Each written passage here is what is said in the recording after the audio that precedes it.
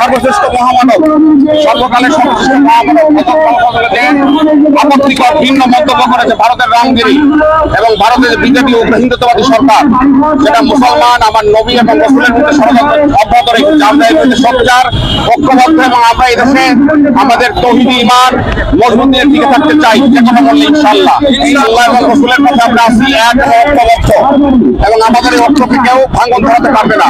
দিল্লির প্রতি বার্তা, রামগিরিকে অবিলম্বে গ্রেফতার করে তাকে শাস্তি নিশ্চয়তা দিতে হবে, নইলে আমাদের আন্দোলন আরো জোরদার হবে, আরো বেগবান হবে। বিশ্বনবীর অপমান